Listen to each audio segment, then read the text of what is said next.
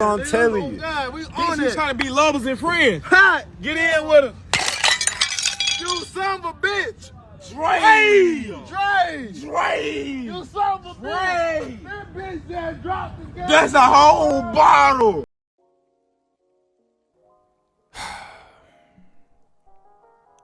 In my days, I have had the pleasure of watching a lot of interestingly bad movies, some of which I've enjoyed, others I haven't. Some of which I've reviewed on this channel, others I plan to, and others that I don't, because I just will never watch those movies ever again. In my brief hiatus from YouTube that I took over the past few months, I've watched a lot. One thing in particular that I watched and fell in love with is the show Death Note. I've been meaning to watch Death Note for a while, right? And I'm really glad that I did. After scrolling past it on Netflix for a while, I finally was just like, yo, let me tap in. It's only like 30 something episodes, right? Started episode 1 and I finished it within like 3 days, if I remember correctly, a week most, because, you know, I also have to work and whatnot. Not only is Death Note one of my favorite animes now, but it's just one of my favorite just pieces of entertainment, media, storytelling. Like, it's up there with Breaking Bad, Atlanta, for me, Mr. Robot, you know what I'm saying? Like, just shows, period. Just anything that I've consumed, that show is amazing. So for this review, I'm going to talk about why Netflix's Death Note is not amazing. Like, why was this movie even made? It is a unique bad watch. I can't even really put it into words, honestly, but I'm going to try my best. The one truly extraordinary element of this film that released in 2019 is the fact that it's based off of such a really good show, such high quality source material that could have been used to really just make a really good movie. It's like the people that worked on this shit did not watch the show. You can kind of tell. You can kind of get that sense from 2 seconds into watching the film. You can ascertain that the creative heads behind this movie probably watched like YouTube highlights of Death Note and not the actual show. I could understand if this movie was an original concept that Netflix came up with, but you literally had like one of the greatest alley-oops, one of the greatest assists, like Chris Paul, Rondo, John Stockton, Magic Johnson couldn't make a pass like this. Like, you had it. The original anime gave it to you, and you didn't even grab the ball. You just jumped and you just watched the ball go over your head. Disgusting. You know, I'm not saying that they should have copied and pasted the anime into live action.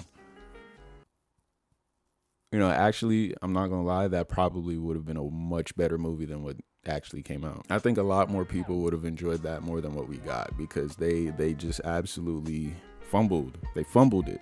Like, oh my goodness, look, just look at how they massacred my boy. Like, it makes me, it actually breaks my heart how badly they messed this up. Like, this should be illegal. The original anime, if you don't know, if you've never watched it, I highly recommend that. And for a channel named Good Watch, I probably should just focus on that than the bad watch that is the movie that came out. The original anime came out in 2006, and it honestly is a beautiful allegory for government, power, the justice system, society, you know, social living, crime. You know, it I don't know if allegory is the right word, but it definitely presents a lot of those lessons and subjects and interprets them in a very unique way.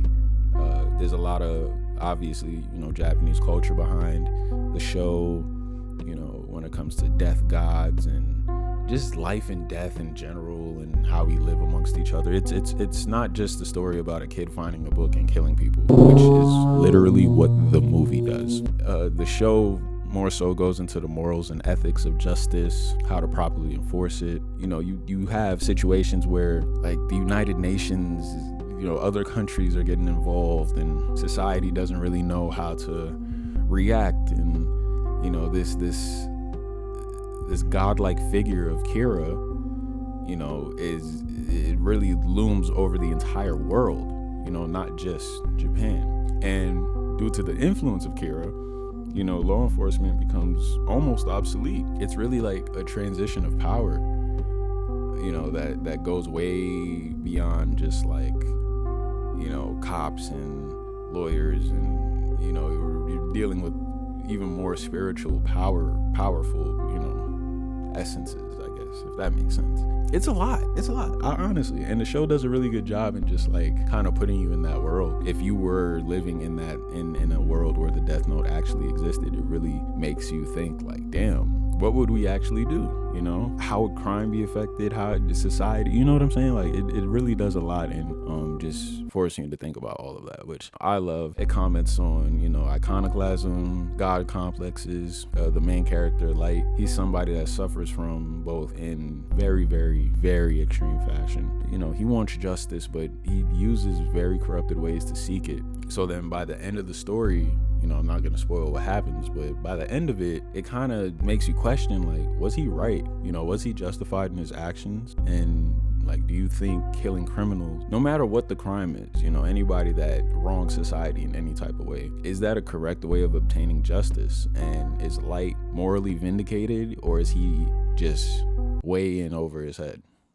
It doesn't really answer that, and it kind of makes you, it leaves that decision up to you, which I love. I honestly think that Light is a maniac, but I could talk to somebody else and think, they think that Light was right. So it builds discussion, it builds conversation around the world that we actually live in now. This show is beautiful, lo and behold. It's dark, but at the same time, it's comical. It has funny moments, lighthearted moments, action and people dying and car chases and shooting guns, which I didn't expect, especially once you get to like the second half of the series. I love the storytelling. I love the twists and turns of the story, because there's at one point when I'm watching the show and I'm just like, where are we going? Like, how is this? It takes a completely different direction and then comes back full circle in such a beautifully maniacal way. Like, I can't even really explain it. You just have to watch it and experience that for yourself. But the moment where it comes back full circle is honestly one of the craziest moments I think I've ever had the pleasure of watching. But it's such a good moment, bro. It's such a good moment. All right, spoiler real quick. Skip to this part if you don't want to hear what happens, right? I really don't want to do this right here, but I just have to. When Light gets the book back and he's in the car with Elle and he grabs the book, like just the way it's shot and the way, Elle's reaction and Light getting his memories back, like it was that, but it took us like 10 episodes just to get back to that point. So it's just really clever how they did everything. And Elle is like one of my favorite characters ever. Rizaki is my guy. But back on track, the show is you can see how much I love the show. You can see how much I really go hard for the show, right? I think it's really brilliant that a show with this level of subject matter can make you feel so many different emotions at the end of the day, which is why I'm so befuddled at how this movie made me feel absolutely nothing.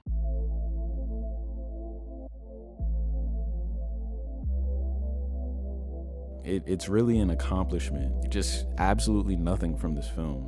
No emotional weight, none of the intelligence that the show has. Everybody in this movie is either stupid or just ignorant and just not there. If you take 2 seconds to think about what everybody does in this film, it's kind of like beyond me how this even made it past the pre-production stage. It sucks because the show is really built on everybody having something to offer with their wits, with their smarts.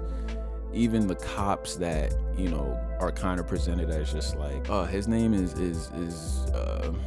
escaping me right now, but I'll put a picture of him, because This cop in the show, he's kind of presented as like the young, dumb cop, but he still is an important character, especially once you get to the ending. It's kind of crazy how much of a role he plays and how the story wraps up. But even throughout that, he advances the plot, and he's actually an integral part of the story. There's nobody like that in this movie, especially the whole conflict between Elle and Light. It's supposed to be like a cat and mouse chase, it's like, oh, I'm gonna catch you first, let's see who can outsmart each other. But the cat and mouse chase doesn't work if both the cat and the mouse have pebbles for brains. Light Turner, first of all, the fucking stupid ass name. This guy is so annoying. They massacred my guy. Like, what did y'all do? I don't want to rag on. Yo, my notes say Nat Turner. Oh my goodness. I don't want to rag on. That's mad funny, actually. In my notes, I have Nat Turner, but I meant Nat Wolff. But his name is Light Turner in the movie. But in my notes, I put Nat Turner. I'm so sorry, Nat Turner. Look, Lord have mercy. I don't want to rag on Nat Wolff, but I'll be honest, I don't really think he's the greatest actor. He never really presented himself as somebody that, made me feel like I want to see his other movies. I want to see what else he's going to be in. Nothing on him. I don't know him. I'm sure he's probably a cool guy. Maybe, I don't know. Or maybe he's an asshole. Who knows? Just even from this film, I would be okay if he doesn't do any more movies, because he was pretty awful in this movie. And it's not entirely his fault. I did get the thought that his brother, who I actually do look forward to seeing in movies after seeing Hereditary, and even though he had like literally a second and a half in Oppenheimer, I feel like he's done some other things too, but I'm blanking right now. But he's a great actor. Somebody that probably could have played Elle in another universe. I could see him probably playing Elle. He kind of looks like Elle, and I think he could have got himself in that like psychology. But like I always say, you could have the greatest actors ever and the greatest actresses ever, and even the greatest director ever. But if the script is shit, the script is shit. And the script is the equivalent of hearing nails scrape a chalkboard for like 3 hours. It's even little things like changing his name. It takes away the meaning of a lot of things from the film. From the show. I know it's a westernized story. It's more modernized than westernized, but Light Yagami literally means, God of the night light, for more or less. Light, he's very much an oxymoron. He wants to bring light to the world, but he does it in a very dark and demented way, and he has this God complex that drives him to really be like the ruler of the world. In the film, Light is just a moron. But first of all, he's way too emotional. He doesn't have the same level of logic as Light from the TV show. He's smart as hell. He's a scholar. He's top of his class. He knows how to speak English well. Like he's aiming to be a lawyer. And in the film, he's just like a social outcast, generic, stereotypical, misunderstood, delinquent. But he's just not there most of the time. He's like just in his own bubble. Light from the anime is too, in a way, but not as ignorant as the one in the film. Not nearly as ignorant. So when it comes time to write names in the book, he finds the book. But when it comes time to write names, there's no real rhyme or reason to why he does it. He mostly writes names for revenge, or for most of this film, he's doing it to impress a girl. And it's like, just what the fuck. Another part of this movie that was very annoying was Ryuk too, because I definitely got the impression that the creators of this film saw a picture of Ryuk and was like, yeah, no, that has to be the villain, so let's just make him villainous and make him scary and untrustworthy and hold information from Light, and just absolutely nothing like how he was in the show. Because in the show, he's mostly just there. He's mostly just observing things. He does give some context and he does give some lore about the book and who he is and where he came from, but most of the time Ryuk is honestly just there. And he's eating apples, or he's telling Light stuff that he should be aware of. Like, why does he influence Light to use the book? Light's whole motivation is to use the book for his own pursuit of justice, right? It's not because Ryuk told him to use the book. It's like basic character 101. Like, you make the character active, you don't make him passive. Light was very much an active character in the anime. He finds the book, sees if it works, he reads the rules, and he pursues his mission, right? In the film, he finds the book. He doesn't know how it works. Ryu tells him how it works and then gets the idea from Mia to start using it to kill other people, to kill criminals. And it's like, what are we doing right now? It doesn't click. It's not cohesive for me. Light had used the book a couple times before he even met Ryuk, so they absolutely didn't watch the show, and it's just boring. It's lazy. I'm convinced that the writers of this film blackmailed Netflix for the job. I'm not saying that the movie can't take liberties. I'm not saying that it has to be the same exact way that the anime worked, but, and this pun is somewhat intended, you have to at least do it some type of justice. I just don't appreciate how they made Light such an unlikable and stupid character. Like, why are you showing Mia the book? You don't even know how the book fully works. You haven't even read all the rules to the book, and you're showing her how it works. You're even showing her that it exists. Whole time she's touching the book, she doesn't see Ryuk, so that's another thing. Only the owner of the book can see Ryuk, which is just like making these new rules. You're just making it harder for me to comprehend this story. But why are you showing somebody else the book? In the show, Light was literally willing to burn down his entire house with his family of his father, his mother, and his little sister. He was willing to burn down the entire fucking crib if anybody even had a small inkling of where the book was. He was willing to commit arson to protect the book. This is the main character of Death Note, but he doesn't have the motivation for me to acknowledge him as that. It feels forced. In this version, his mom died, and like I said, it doesn't have to be completely like the show. And I think that could have been an interesting way to like propel his rationale for why he wants to use this book for justice. Commented on the justice system for America, or how the elite can kind of just buy their way out of accountability and buy their way out of the bad shit that they do,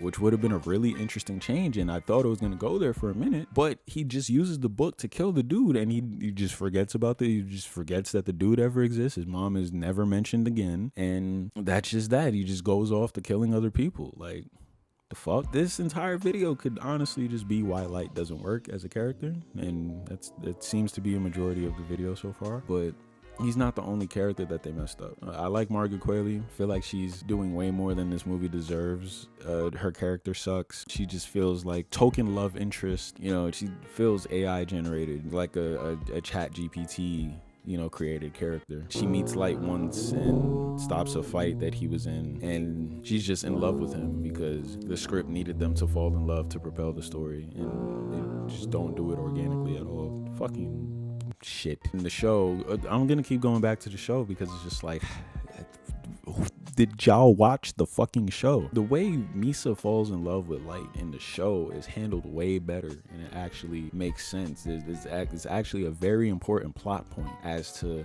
her character, who she is, how she gets presented, why she's even around, that has lingering effects for the rest of the series. I'm not gonna spoil too much. Like I said, just watch the show. Honestly, you could finish it in like 2 to 3 days, which is probably more time than they took to write this fucking script. Things are just handled way more organically, given it is a television show and not a movie. But honestly, the show could have been 2 to 3 movies if you really wanted to stretch it out that much, or just a damn good limited series. But it's just an hour and a half of just fuckery. Mia sucks, Watery suck, Light's dad sucks, underutilized, doesn't really do anything but just yell and scream and ask questions. But the real bloody massacre here is my boy, my guy, my soldier, Ryuzaki, bro. My boy L. If I had the Death Note, I would find the writers and the producers. I would just force them. I wouldn't even like just write their names. I would write their names, and then I would tell them to watch this film on loop until they just collapse. Honestly, that might be the best way to handle it. Cause what the fuck did y'all just do, bro?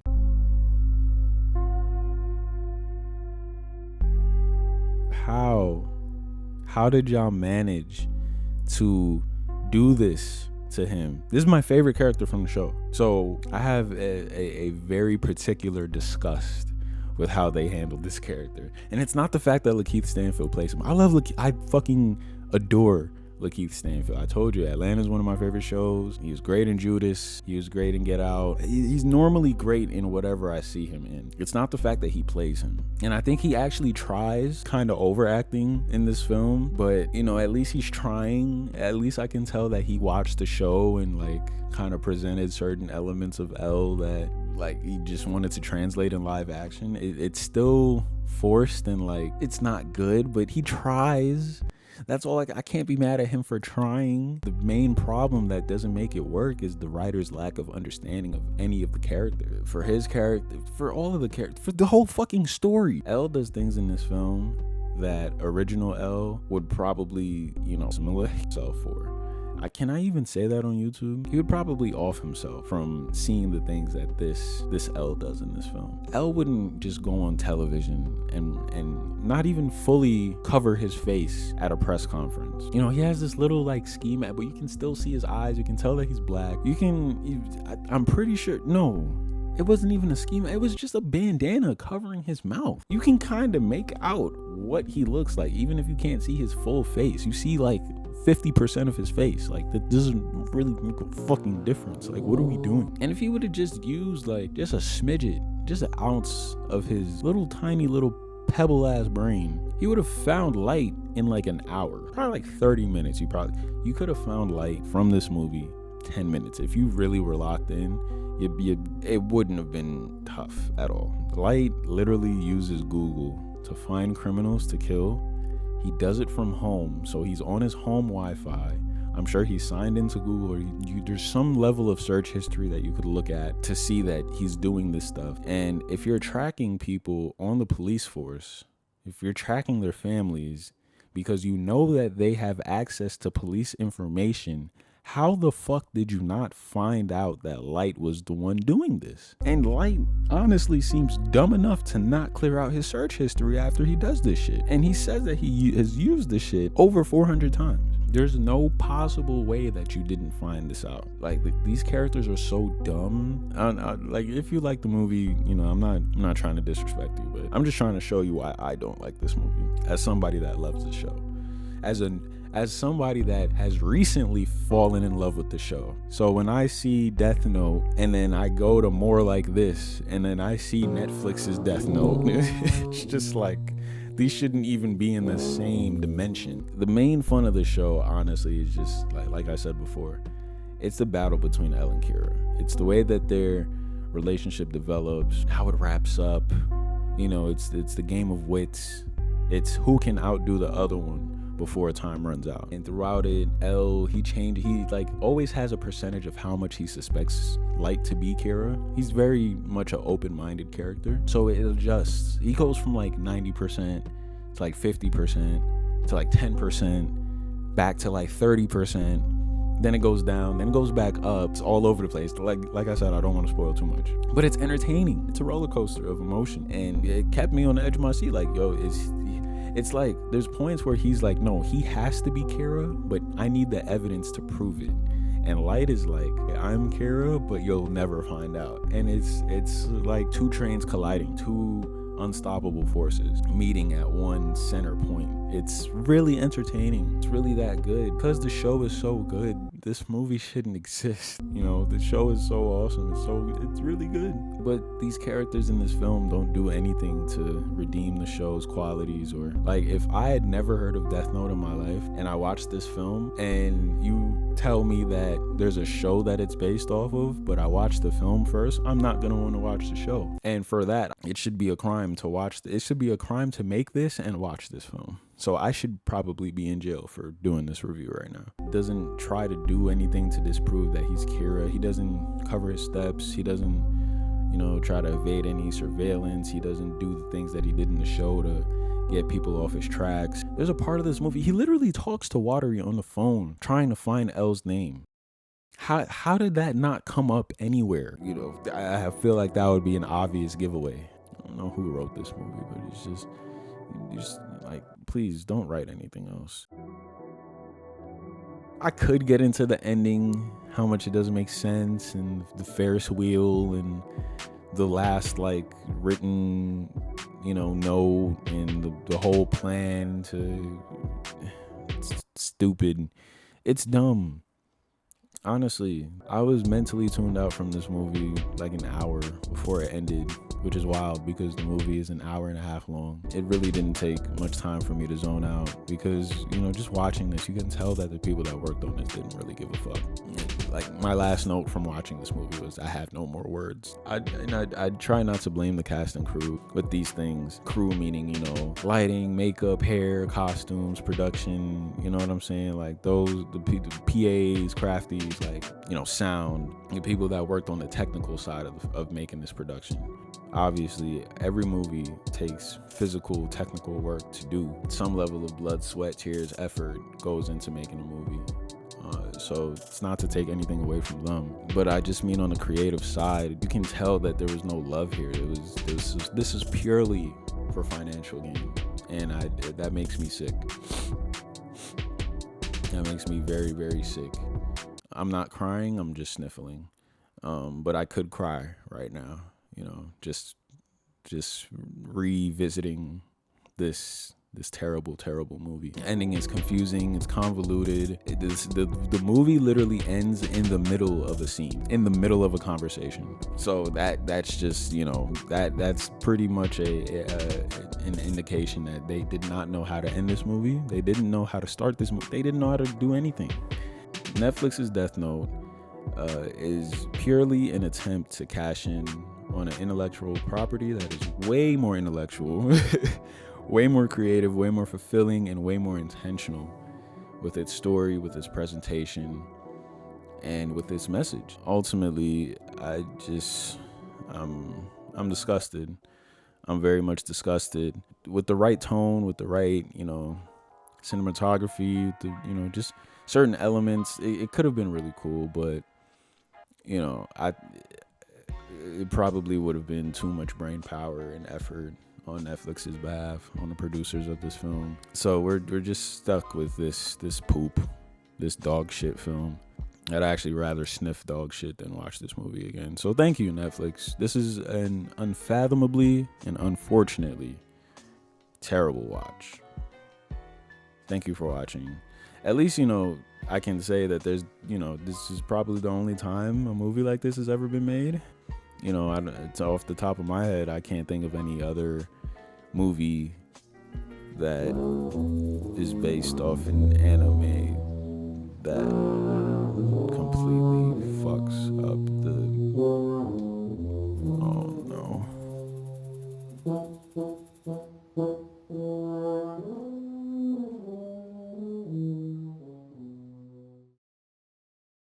You're asleep. You're asleep. You're asleep. You're asleep. You're asleep. You're asleep. You're asleep. You're asleep.